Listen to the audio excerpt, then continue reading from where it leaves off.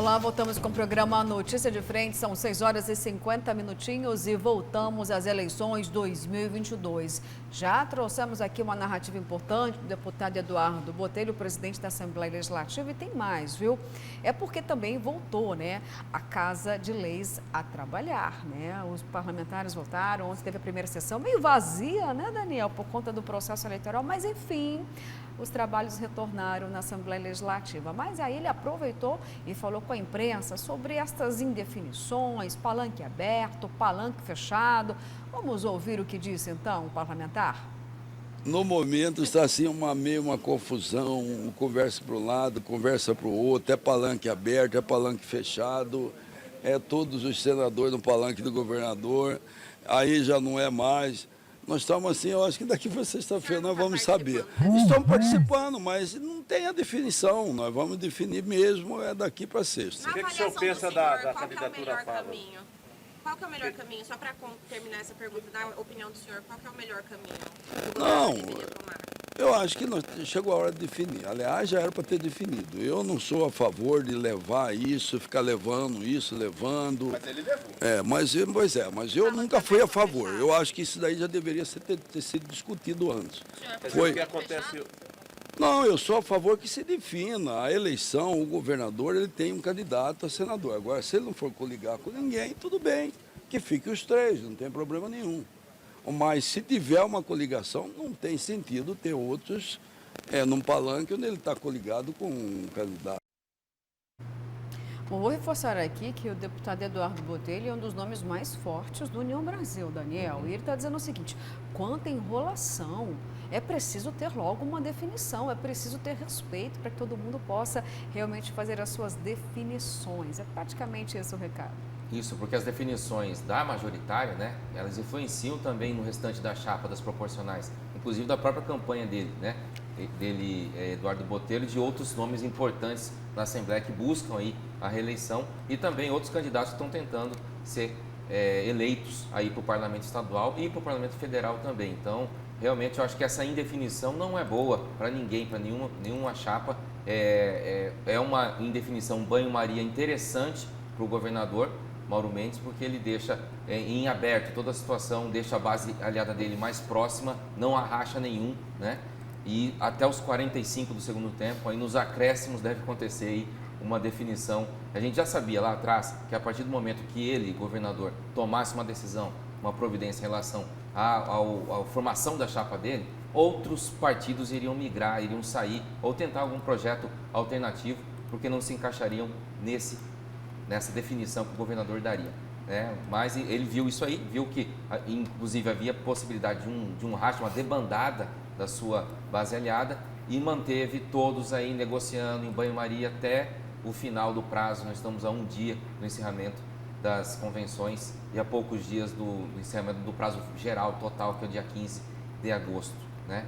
Pensando dessa forma, a estratégia política do governador para atrapalhar a formação de uma chapa opositora foi bem sucedida, né? Mas isso acabou afetando outros projetos individuais, projetos proporcionais, como esse do próprio Eduardo Botelho, que vê prejuízos, né, nesse tipo de situação. Mas você... Tá, ele vê prejuízo nesse tipo de situação, mas aí você me diz, Daniel, qual é o posicionamento dele com relação ao palanque, aberto ou fechado? Qual que é no Senado? Ele disse que é contra, né? Ele disse que é contra. Ele precisa dar transparência também no seu posicionamento com relação à questão do palanque. Ele é contra porque ele acredita realmente que Mauro Mendes precisa ter um alinhamento mais fidedigno, mais leal, ele precisa ter mais lealdade, né? Ele precisa realmente ter mais consistência prática no discurso que ele faz. É isso que o Botelho está mandando o recado indiretamente ao próprio governador Mauro Mendes. Inclusive, depois desta reunião importante lá em Brasília com empresários, com políticos, em que o Mauro Mendes, né, assinou embaixo e deixou claro ao presidente: não, estamos juntos nesse projeto, né, e não vai ter palanque aberto nenhum, é palanque fechado. Pelo menos é isso, esse é o recado que foi dado lá. Se aqui terá um outro comportamento, né, eu acho isso altamente perigoso, uma vez que você tem algo que é fundamental na política, que se chama lealdade. Lealdade não é você ser leal a atos errados e imorais, é você ter uma certa uma certa retidão suficiente para que realmente você possa manter valores e princípios condizentes com aquilo que você pensa que é verdadeiro, que precisa ser defendido e, sobretudo, admirado. E é esse ponto que eu acho que o Mauro Mendes precisa dar mais transparência nesse processo todo. Ou ele está com o presidente, ou ele não está com o presidente, independente do partido que ele está. Eu acho que isso é muito importante, inclusive para o eleitor. Agora, professor, o União Brasil é leal à sua própria estratégia. Vamos pensar de modo macro, né? O União Brasil é um partido, um dos maiores do país, né? Com a fusão do Democratas com o PSL, tem uma grande bancada congressista no Congresso, tem muito dinheiro de fundo eleitoral e agora lançou nacionalmente a senadora de Mato Grosso do Sul, Soraya Tronic, como candidata à presidência da República, mas certamente o partido tem um poder de barganha muito grande, né? Ali para frente, e ciente da polarização que tem o país, eu estou dizendo mais do segundo turno, o União Brasil vai acabar se alinhando ou A ou B. A ou B é Lula ou Bolsonaro, né? Já pensando na próxima composição, no próximo governo a partir de 2023 e que espaço a União Brasil vai ter nacionalmente em ministério, no Congresso, né? Certamente eles estão pensando nisso porque o partido é poderoso, tem muito dinheiro, tem um recurso, tem muita estrutura. Tem tempo, né? De televisão. Tem tempo de televisão. É então a gente fala assim, questão de lealdade, é lealdade também ao próprio projeto, à própria estratégia. Tá certo, gente. Olha, ainda falando sobre o palanque aberto, fechado, sobre o governador Mauro Mendes estar em Brasília juntamente com o presidente Jair Bolsonaro. Quem definiu tudo isso em uma imagem espetacular aqui é o nosso brilhante Djamil, aparecendo aí na sua tela, charge do jornal A Gazeta de hoje. Olha lá, Mauro, o indeciso. Vou lá na reunião com o Bolsonaro e vou decidir isso agora. Mas não sei se vou com uma gravata vermelha ou verde e amarela. É bem isso ou teve um tomzinho aí de exagero ou não, Daniel? Eu acho que ele foi com a gravata verde e amarela, né? Foi, né? Mas é a verde e amarela que o Bolsonaro usa, não que o Wellington Fagundes usa. Então, boa. Essa é a grande sacada. É vermelha a do Wellington Fagundes? Que é por dentro o forro é vermelho. O forro da gravata é vermelho, entendeu? Tá certo, gente. Agora vamos voltar naquele assunto do vereador Marcos Pacola, mas quem vai trazer para a gente aqui os detalhes ao vivo é o repórter Antônio Carlos Silva. É porque o vereador teria pedido ou pensa em pedir segurança para ele na Câmara de Vereadores. É isso, Antônio? Explica essa história para a gente.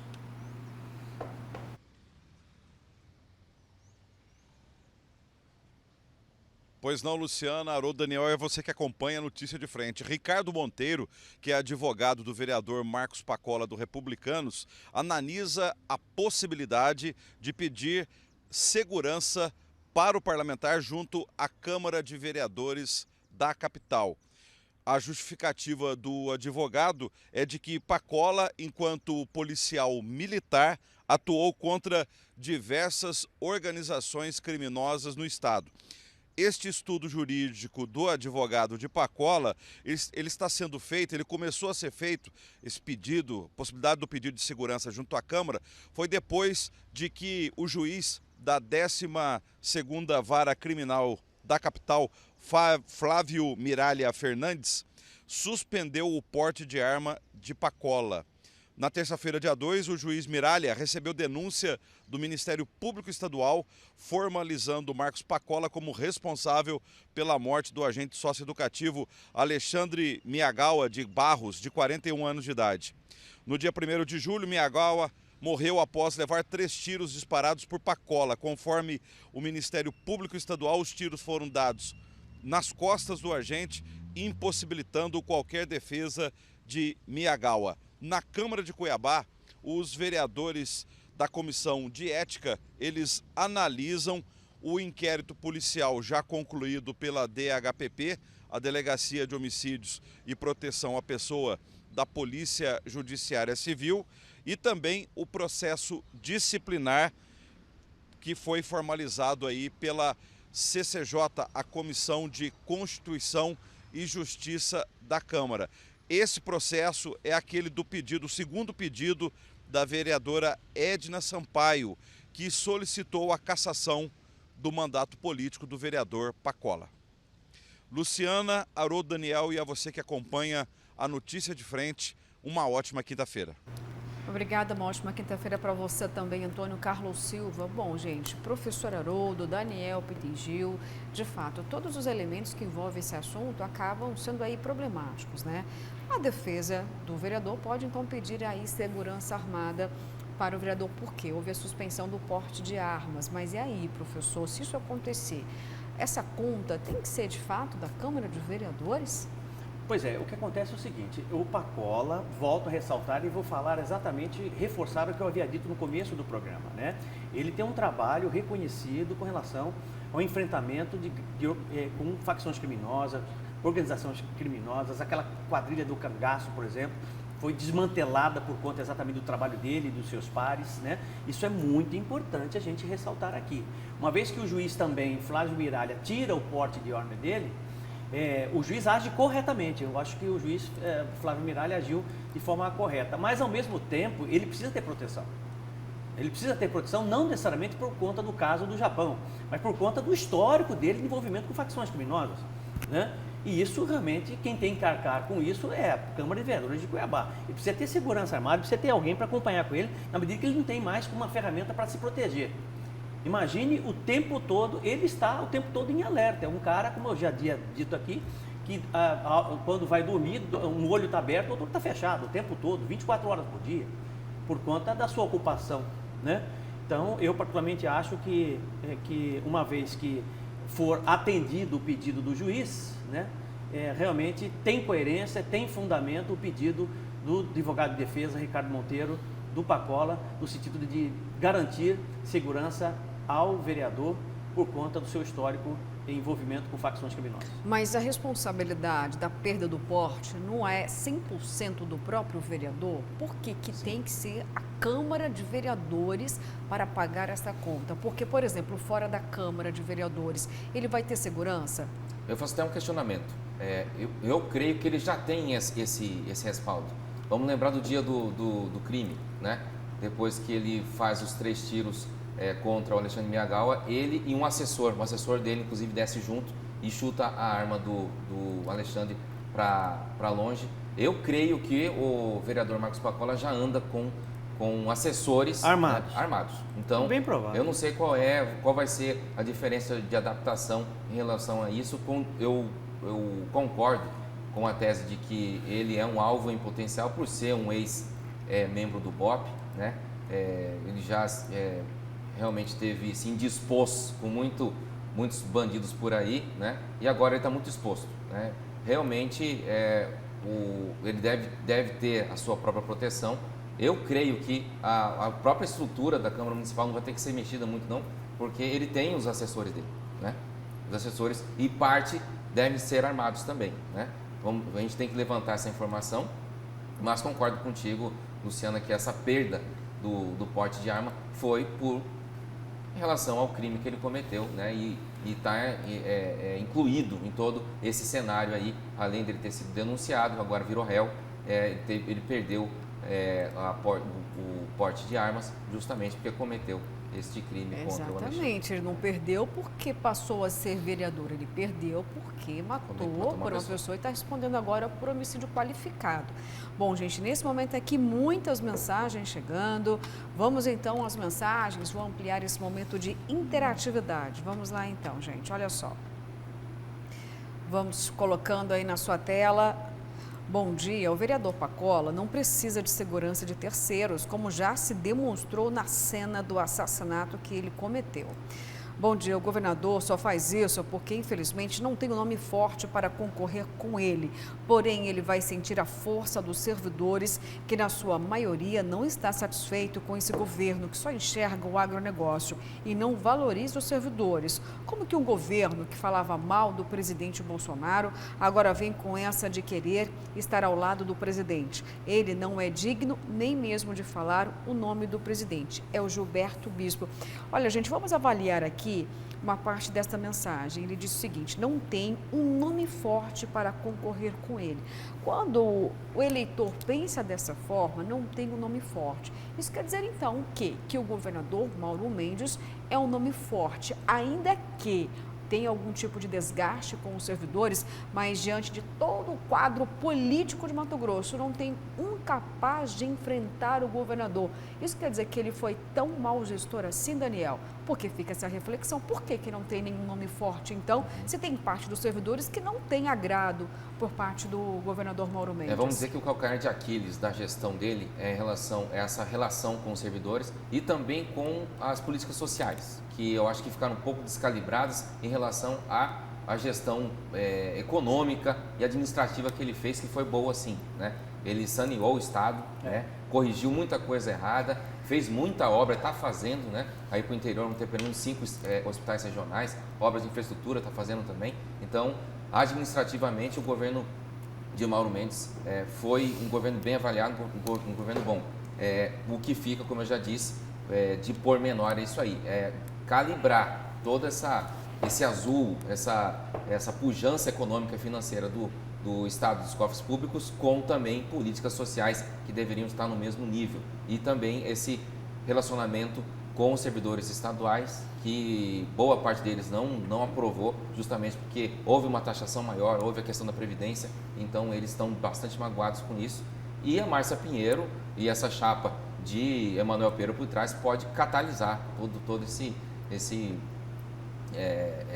o catalisador de toda essa insatisfação dos servidores públicos. Não é bem isso mesmo. Dentro dessa tessitura política, né? Nesse caso específico dos servidores em relação ao governador Mauro Mendes, o todo não representa, as partes não representam o todo. Ou seja, ele é importante, o servidor público, mas não é fundamental do seu ponto de vista de voto político. Porque se você pegar, por exemplo, daqui para cima, no estado do Mato Grosso, por conta do que foi feito pelo estado de Mato Grosso, do ponto de vista de infraestrutura principalmente, né? O que tem de prefeito aliado ao Mauro Mendes, apoiando o Mauro Mendes, pedindo voto para Mauro Mendes, é algo impressionante. Então, se a eleição fosse hoje, Mauro Mendes ganharia com facilidade a eleição, porque realmente precisa se ter na oposição um projeto político, que seja a Márcia Pinheiro, mas precisa se construir, dar estrutura a ela, com proposta política diferenciada, para que realmente possa fazer esse enfrentamento ao Mauro Mendes, que hoje tem absolutamente todas as condições favoráveis de aceitação de boa parte da população mato-grossense, no sentido de colocá-lo novamente ou de mantê-lo como governador do estado do Mato Grosso. É isso. Se não houver isso, esse alinhamento, esse entendimento, essa união da esquerda na construção desse projeto político capitaneado pela Márcia Pinheiro, não vão chegar a lugar nenhum. E volto a ressaltar para vocês, né? O objetivo fundamental, né, do Emanuel Pinheiro não é necessariamente o governo do estado.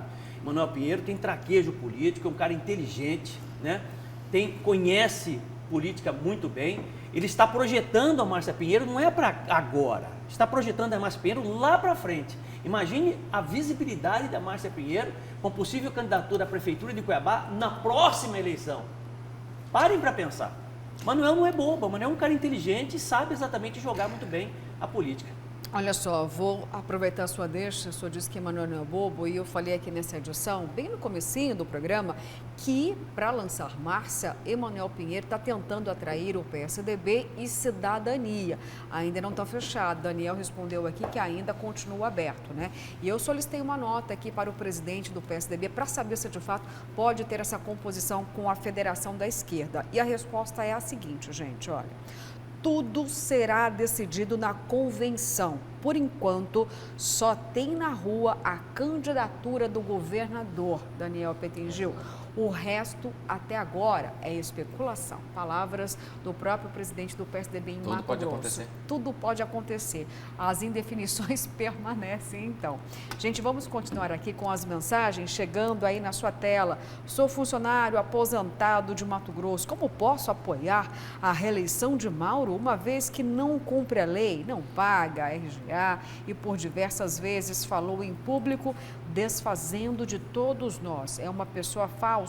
Alberto Germano Júnior, governador, que disse que vai garantir 100% da revisão geral agora, né? Na peça orçamentária que chega na Assembleia Legislativa nessa semana ou na próxima, né, Daniel? Tem a peça orçamentária, tá?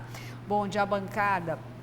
falam muito de desarmamento. Vocês têm noção da dificuldade de adquirir uma arma documentada? Tenho propriedade rural e comprei espingarda, tive que fazer curso teórico e prático de manuseio, teste psicológico, apenas para adquirir e mantê-la dentro da minha propriedade. É o Zuilton Serra das Araras. Olha, Zuilton, a gente nem falou dessa questão aqui do armamento, das dificuldades, da burocracia, porque tem que ter, né, um certo critério para que a gente não volte a ser um país em que todo mundo tem arma na mão e vira um bang-bang.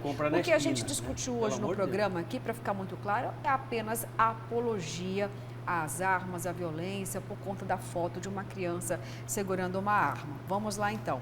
Palanque aberto, palanque fechado. Daqui a pouco, Emanuel está no Palanque do Mauro. Ah, esse cenário aí, não sei se é possível não, viu? Será que seria o momento de fazer as pazes? Eu diria aí tem o que virar uma seguinte, série Netflix. eu diria o seguinte, de uma temporada bem longa. Eu ia falar assim agora, o apocalipse mesmo, né? Nesse momento eu diria isso, viu? Acho que aí sai não vamos BRT chegar e VLT ao mesmo tempo. Ao mesmo tempo, pronto. E isso é uma coisa espetacular, hein? Já pensou? Seria demais. Vamos lá. Bom dia, bancada. Eu acho que, na verdade, o deputado Catani estava mandando recado indiretamente para quem pensa em voltar a invadir propriedades rurais. É o Oséias, do Costa Verde, de Várzea Grande. Muito mimimi por uma foto. Cadê o Emanuel, que até hoje não está preso? E o dele era vídeo roubando dinheiro público. O eleitor mandando um recado aí. O que seria pior, uma foto com cigarro, cerveja ou arma na mão? Todas ruins. Classificar uma pior que a outra não dá, todas são péssimas, né? Todas configurariam num crime. Tem um ECA, muito bem lembrado. Bom dia, bancada. Tudo que pode prejudicar direta ou indiretamente as crianças precisam ser banidos do meio delas, inclusive o incentivo à sexualidade precoce com desenhos, novelas, inclusive desenhos infantis. E não vejo essa repercussão. Tudo está errado. As armas também. Exatamente isso, concordo. Bom dia, bancada. Mauro Mendes não pensa no povo mato-grossense nem no povo cuiabano. Pensa em si mesmo. Temos que votar em candidato do povo. É o Reinaldo do Grande Terceiro. Bom dia, bancada. Ontem eu disse que o Fávaro fala de manhã, não vale nada à tarde. Ele está perdido, parecendo um cão que caiu do caminhão de mudança, está em busca de um novo dono. É o Jonildo Tijucal. Bom dia, professor. Quando o senhor fala, os servidores públicos não votam em Mauro. Qual deles? A PM vota, TJ vota, MP vota, Cefaz vota, ou seja, só os professores, correto? É o Wendel da Lixeira. Mandou uma provocação aí para o senhor, professor. Não, eu não disse que os servidores não votam no Mauro, eu não generalizei. É claro que tem gente que vota, gente, entendeu? De forma alguma generalizei. É óbvio que tem dentro dos órgãos específicos ligados ao governo pessoas que votam no Mauro Mendes. O que eu disse é o seguinte, que tem uma boa parcela de servidores públicos que estão insatisfeitos com ele. E isso não é o todo, isso eu quero dizer, isso é uma parte do problema de uma distorção que o governador precisa resolver. Isso que eu disse. Okay. E isso envolve saúde, educação, envolve segurança pública. Você vai dizer, por exemplo, para mim que os policiais penais não tiveram um enfrentamento duro com o governador, que os professores não tiveram, que agentes de saúde não tiveram. Então, é isso que eu estou dizendo. São categorias mas isso numerosas, não representa, são categorias poderosas, não representam o todo, é uma parte do problema. Nada é unânime. Nada. Imagina nada quando tem um período eleitoral. Na saúde tem um saldo positivo, hospitais, licitações para a construção de 5 hospitais, Daniel. Lembramos aí que governos anteriores fizeram o contrário, fecharam unidades de saúde. Há quantos anos, Daniel, aquela migração ainda existe, né? Porque os hospitais não estão prontos, não estão finalizados, né? Aquela migração de pacientes que vinham, olha, percorriam, professor, 800 mil quilômetros para ter um atendimento aqui na capital, que também tem uma fragilidade na saúde. O hospital pronto-socorro é novo. Sim. Há quanto tempo nós permanecemos aqui sem uma estrutura adequada de saúde? É preciso melhorar ainda muito mais, mas passamos por imensas dificuldades, né? Lembrando também que quando o governador Mauro Mendes assumiu, nem mesmo a folha de pagamento dos servidores estava em dia. Não, olha... 20 mil fornecedores, professor, receberam um duro calote por parte do governo. Então, houve um momento de transformação, de colocar um reequilíbrio nas contas públicas. Você Ele viu tem a esse quantidade saldo de remendo positivo. e de estrago que o governo do estado teve que fazer por conta de má gestões passadas? Pega as obras da Copa para você ver. Mal feito. Muito mal feitas, tudo arrebentado. Pegaram o Jurumirim, ficou uma coisa belíssima, bem feita. Pegaram a rotatória Santa Rosa, ficou uma coisa maravilhosa. Isso tudo é mérito de gestão, gente. Isso é importante a gente ressaltar, entendeu? Esses são os pontos positivos e que não são poucos, são muitos da gestão Mauro Mendes, e precisa realmente reconhecer isso. E o contraponto, por exemplo, desse investimento em infraestrutura, inclusive em hospitais, é a falta de um concurso público, né? Esse é um grande gargalo. Né? 20 anos na saúde, exato. né, Daniel? E que o governo não cumpriu. Né? Isso também, com justiça, está sendo cobrado e questionado pela população. Isso. Obrigada, senhores. São 7h15. Vamos para mais um intervalo, mas voltamos e tem muito mais ainda, hein? Vamos falar do agronegócio e Alckmin. Olha, espero que você fique conosco, porque voltamos em instantes e ficamos, enquanto isso, com imagens do trânsito. Fomos diretamente para a Avenida Historiador Rubens de Mendonça. O trânsito fluindo muito bem nesse horário, 7h15. Bom trabalho para você.